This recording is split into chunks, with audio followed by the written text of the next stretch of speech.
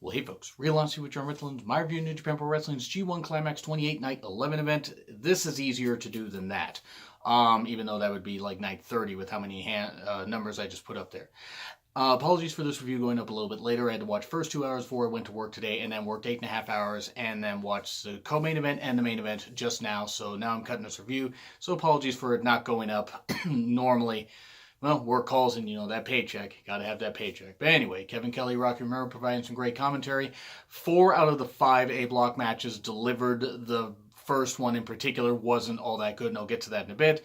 And, of course, the usual tag matches hyping up the next block, which will be Wednesday morning. I will be here reviewing that, and that review will go up at the normal time since I don't work till later that day. So anyway, Finley and Juice, Finn Juice, as Kevin Kelly calls him, versus Hanari and Shota Umino. Juice is already officially eliminated from the tournament, so now he can play spoiler to anybody that he's going to face. It was good. It was a typical short match. Shota certainly shined. So did Hanari. Finley and Juice Robinson work well together as a team. It'll be interesting to see if they get any kind of tag title run or tag title push out of this. I know that Juice technically, maybe can't hold 2 belts or whatever, even though they're doing that with the tag belts for the Bucks and Murray Skrull, since the Bucks are part of the Never Openweight 6-man tag team champions, and they're also the IWGP Heavyweight Tag Champs. But anyway, enough of that. Juice and Finley worked well together here, and Finley got the stunner on Shota Umino. Of course, Young Lion took the pin. There we go. And so Finn Juice wins, and then Tomohiro Ishii and the Show Pitbulls versus Tama Tonga and Tonga Loa's. Wouldn't be the last time you see Tonga Loa. It was hype for Ishii versus Tama Tonga, which should certainly be interesting until all the interference happens, and that's the thing. I get why they're doing the interference, but it's very, very annoying, and I'll get to that later. Tama already eliminated from competition as well, but he can play spoiler much like Juice, because I think him and Juice only have like 2 points. And this deep in the tournament, even though they still have a few days left, they can't win the damn thing. But, like I said, they could play spoiler. Ape shit, as Rocky Romero calls it, by Tama Tonga for the win. And there we go. So, it was okay. It wasn't a bad tag match. And then Yano and Gato versus Naito and Sonata. Do you think Naito's over? Just a little bit. Just a little bit. He's hugely over, of course. It was hype for Yano versus Naito.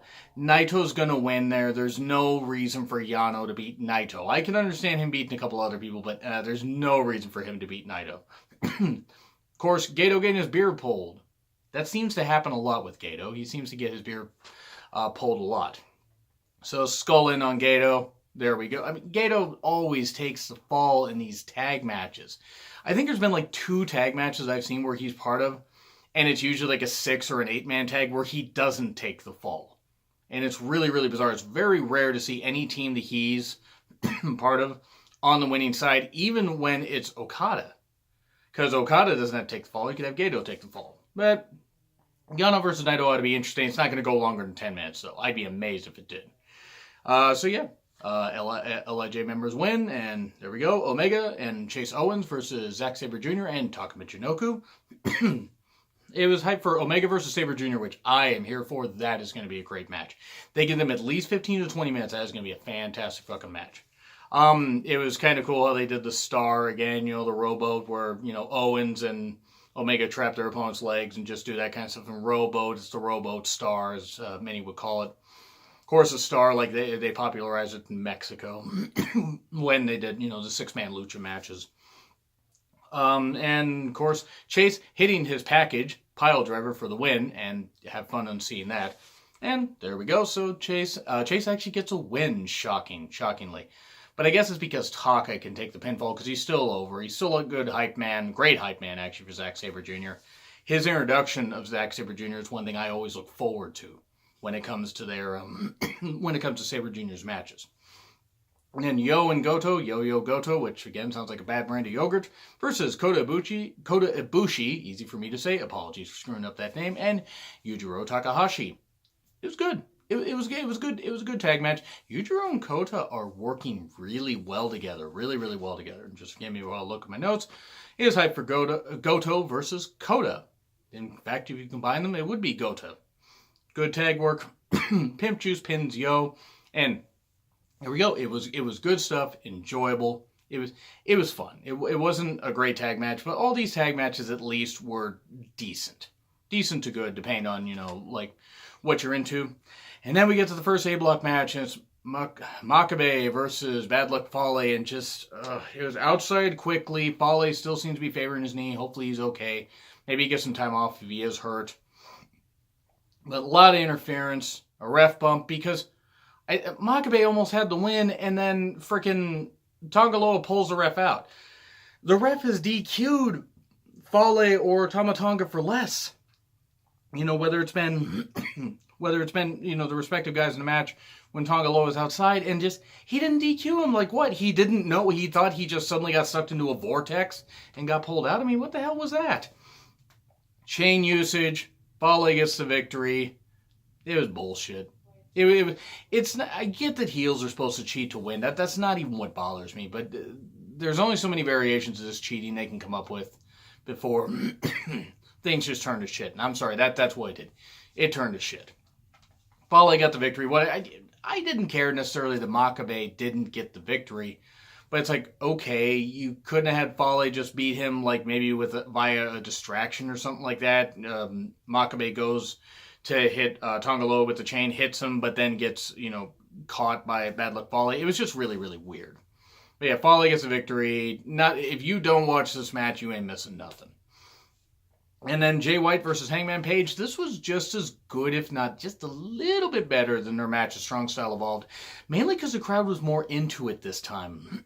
And that's a shame. I actually like their match at Strong Style Evolved. I get why some people didn't. But also it was his placement on the card. It was right before the main event of the Golden Lovers versus the Young Bucks, which was a great main event and on my top, my favorite matches of the year. Not just favorite New Japan matches. Favorite matches of the year. In fact, that's going to be really interesting to combine WWE and New Japan, NXT, and all that stuff, because those are the only three promotions I'm watching currently, or, only three brands I'm watching, even though WWE and NXT are one brand anyway.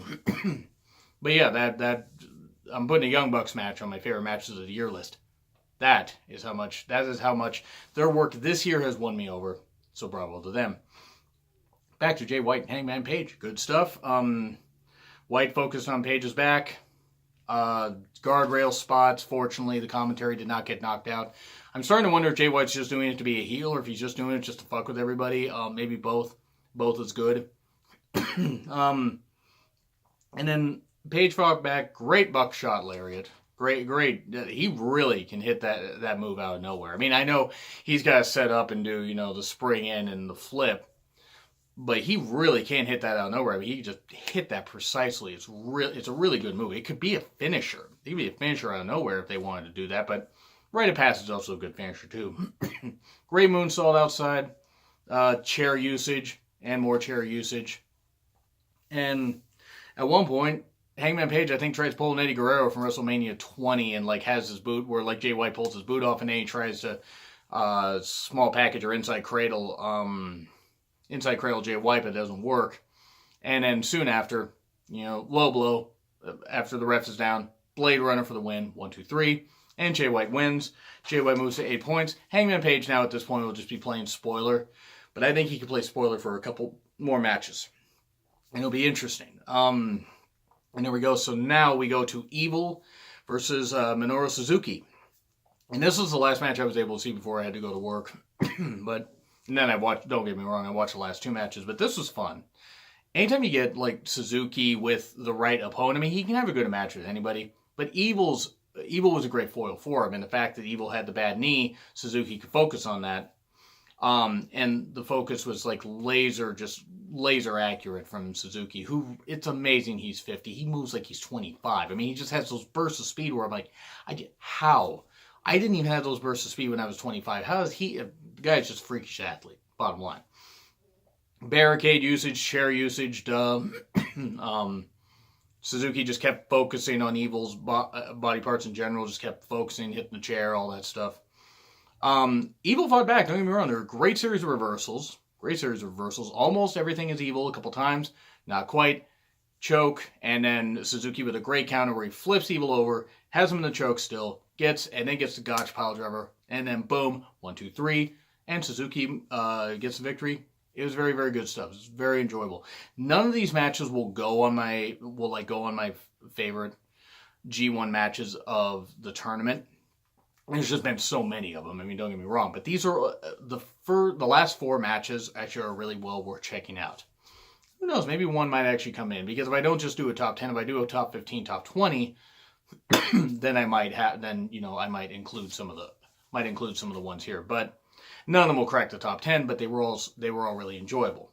So again, Suzuki beats Evil, and then we move on to Tanahashi versus Yoshihashi. Again, if you cut off the first part of Yoshihashi's name and try to combine the first part of Tanahashi's name to that, you get Tanahashi or you get Yoshihashi. The more you know. Yes, it was a stupid joke the first time I said it in the previous review, and I'm saying it here. Yoshihashi was very focused. He's so focused. That's a callback to a SmackDown review I did. But Yoshihashi actually really was focused. He did have a whole lot more that he was focused on. He really wanted to beat Tanahashi. I mean, technically to stay alive in the tournament, I think even though it was pretty obvious, even if he won, all he was going to do was just stop Tanahashi from getting to 10 points. There was no way Yoshihashi was going to get the get the tournament win here. I mean, unless everybody suddenly just laid down and Yoshihashi was suddenly declared the winner. A winner is you. I think it was Exciting Hour, if I remember right. The NES classic, for all the wrong reasons. But anyway, good grounding of Tanahashi. Yoshihashi came in with a good game plan. Good flow. He had the high fly flow at one point, but Yoshihashi just got out of the way. Now, soon after, butterfly lock, and Tanahashi got a roll up out of that. 1, 2, 3. He moves on. He has 10 points. Yoshihashi keeps having great performances, but isn't able to stick the landing and get the victory. I think he was only able to get 1 victory, which was really nice. I think he's only had 1 or 2. I think he's had 1. But yeah, Tanahashi gets a victory, and then Michael Elgin versus Okada. Kazuchika Okada. I always screw up his first name, even though I've been watching New Japan for a while and I was aware of his name before. I hope I got that right. I'm sorry if I got it wrong. But yeah, Elgin versus Okada. They've had matches before in the past were pretty good. I've seen a couple of them. And especially the most recent one, which I want to say was either last year or 2016. All I know is a pretty good match. DDT on the floor, I mean, it sounded literally like Elgin's head busted open. I mean, ow. That really, I mean, I know it's the mats and it's the sound, that kind of stuff, but it really sounded bad. I mean, he was selling his neck. Got to focus on the neck of Elgin. Of course, Elgin using great power because he still had the power. Just because he had a bad neck doesn't mean he couldn't use the power. And Okada's Scooby-Dooby-Doo dive didn't quite work because Elgin caught him. Very good flow to this. I really did enjoy it, even though I don't care for Elgin necessarily. Okada got a good match out of the guy. A lot of near falls, some good reversals. 1 Rainmaker, discus Rainmaker. Elgin got back up, and then Okada hitting the official Rainmaker. And, twist, and then boom, 1, 2, 3. Okada celebrates. He has 8 points. Looks like it's possibly going to come down to Okada. It's going to possibly come down to Okada and Tanahashi. Maybe. I don't know. Jay White's still right there. I think Tanahashi is just above Jay White, but the problem is if Jay White and Tanahashi tie, Jay White goes on. Jay White also, it's like Jay White's got the advantage here, even though he's 2 points behind. I think he's 2 points behind. Yeah, he is. He's got 8 points. I really should look at the pie chart and try to figure out the point totals, but sometimes it's hard to follow with how they're doing this stuff. It's only a few days left, a couple days left actually of each block. We're at night 11, so it's going to be interesting. By night 15, we should have a pretty good, night 15, 16, we should have a pretty good idea of who's going to be in the finals, whatever block. But anyway, I'm going to say B. B for this. None of the 4 of the 5 A block matches were good to even great in spots. None of them were like barn burners, but you could tell everybody tried really, really hard and put on a great performance. So it was enjoyable. So anyway, I give it a B. What do you guys think? What do you guys think of the tournament so far? Let me know in the comments. Like, share, subscribe also. It's been Real Honesty with Jarmithlin, and I will see you soon.